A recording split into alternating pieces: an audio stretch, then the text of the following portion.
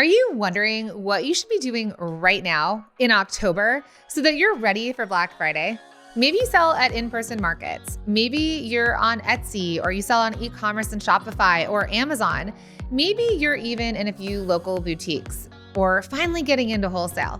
No matter what you sell, candles, jewelry, baked goods, stationery, kids products, apparel, or art, this episode is for you. Because what you do right now in October is what determines how much money you'll make by the end of the year. And if you're feeling behind or if sales have been slow, don't worry. I'm going to walk you through exactly what to focus on so that you can step into the season with clarity, momentum, and support. Stay with me because by the end of this episode, you'll know exactly how to create a profitable Black Friday season without having to grow a single new follower. Oh my goodness, no social media, thank goodness. So let's dive in.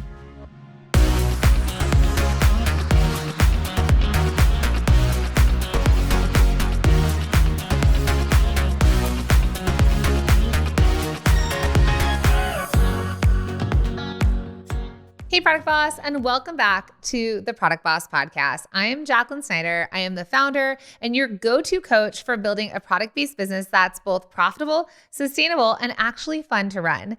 Now, if you're new here, welcome. I've helped thousands of product-based business owners grow and scale their brands from kitchen table startups to multi-six-figure stores. And I'm honored that Inc. magazine named us one of the country's most sought-after product-based business coaches. So you are in the right place. Now, each week on the show, I teach you how to make more sales, create consistent income, and build a brand that's known for something without relying on constant posting or burnout hustle. So if you haven't yet, make sure to hit that subscribe or follow button wherever you're listening because every episode is designed to give you a micro win that moves your business forward. Here's the truth. October is the month that separates those who react to the holidays from those who lead a business through them. Right now, there are two kinds of business owners. They're the ones saying, I'll figure them out when the orders come in, or even I hope I get those orders. And the ones saying, I'm going to create a plan that brings the orders in. Now, the difference? Well, it's preparation and it's creating a plan and it's getting support. And I've seen this transformation again and again with my students inside of my program, the Sales Accelerator. So let's take one of my students from last year. She made about $9,000 total from January through September. And she was tired and she was overwhelmed and she was convinced that she just needed more followers or maybe even a different product. But here's what changed. She learned that she didn't need to grow an audience to grow her income. Instead, she learned my OPA method, which is other people's audiences. So she decided that she was going to start showing up in front of other communities and other customer bases. She did that through collaborations. She did that through getting on other sales channels. And by December, she made $30,000 in just 3 months. Now that's the power of focusing your effort in the right places. So let's talk about what to actually do right now. The 3 steps that will help you be ready for Black Friday and beyond that. So I call this the holiday readiness framework. So step 1, we're going to focus on what's already working. So too many product-based business owners are trying to reinvent the wheel in October. But here's the truth. You don't need to launch 10 new products to have a big holiday season. You just need to sell more of what's already selling.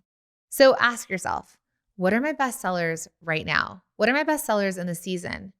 Where do I sell best? Is it Etsy? Is it in-person markets? Is it on your website? And when customers come back to me again and again, what are they coming back to buy? Your job this month is to double down on what's already working. Because when you lean into your known for products, your best sellers, your core collection, your signature pieces, your marketing is going to get easier. Your messaging gets clearer and your customers know exactly what to buy from you. That's how you start to build a brand that's remembered and recommended.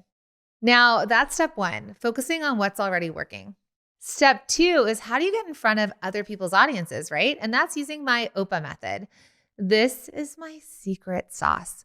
If you're feeling invisible right now, if your posts aren't converting, if your engagement's low, or you don't have time to grow your audience, I want you to listen closely. You don't need more followers. You need more eyeballs in the right places.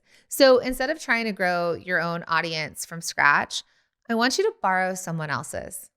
So what could this look like? This looks like partnering with another maker or brand, getting into local markets, bundling your products, selling wholesale, and getting onto shelves of stores where people are walking through.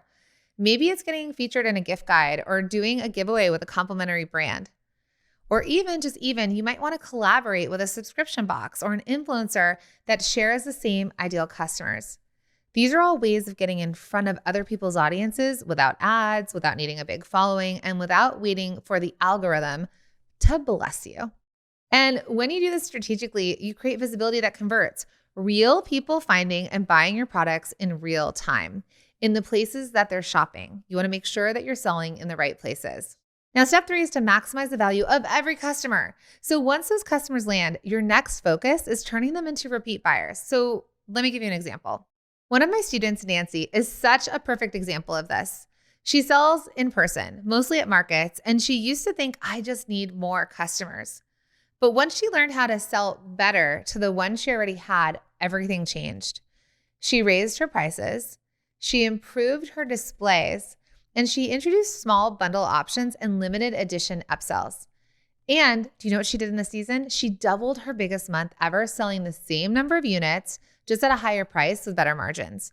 So that's what happens when you focus on your average order value instead of just volume. You don't always need more people and more things. You get to raise the value. So step 3 is to sell better to the people who are already buying. This might mean offering a buy 2 get 1 bundle or creating limited edition holiday sets. How about sending a follow-up email with an upsell, or even adding a QR code to your booth that brings them straight back to your website to shop again or join your newsletter? So every small tweak compounds, and this is the season, my friends. This is the season to make them. Now, before we wrap this up, I want to speak to the mindset piece because I know this season can feel really overwhelming. So maybe you're thinking, I just wish I was busier. Or maybe you're thinking, I'm already so busy. How could I possibly do more? So I want to invite you to step into your business this season, not out of it, to level up as the leader and the business owner, because this is your moment. This is when buyers are ready. This is when your products get to shine. And the difference between those who thrive and those who just survive the season, it's not talent. It's not even the product. It's the support, the structure, and the belief and the plan. So that's really what I built inside of the Product Boss Sales Accelerator. Now I'm teaching it live over this season. So those of you that are my new students, shout out, welcome. And those of you that are joining, you get to be supported. This is where we're going to talk about building repeatable sales strategies and how to use other people's audiences to drive traffic and how to turn your best-selling products into a profit engine.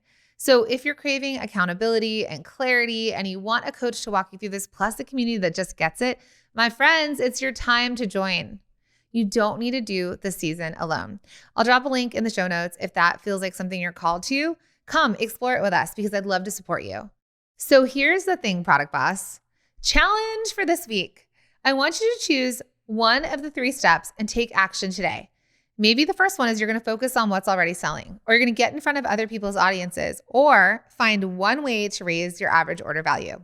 And if you want to go deeper with templates, support, and a roadmap that makes this your most profitable Q4 yet, come join me inside the Product Boss Sales Accelerator. The doors are open right now, and I would be doing you a disservice if I didn't tell you that I have the help that you're looking for. So if that feels aligned with you, just click on the link in the show notes or head to theproductboss.com.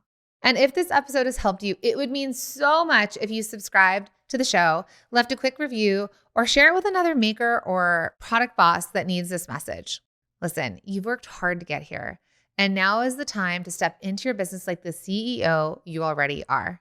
Because this season isn't about doing more, it's about doing what works. And it all starts right now in October. All right, my friends, I'll see you next week for part 2, which is Hope is Not a Strategy, how to set yourself up for the best Q4 yet. Until then, I'm Jacqueline Snyder. Keep going, Product Boss. You are building something beautiful and it deserves to be seen and sold, and I want to help you get there.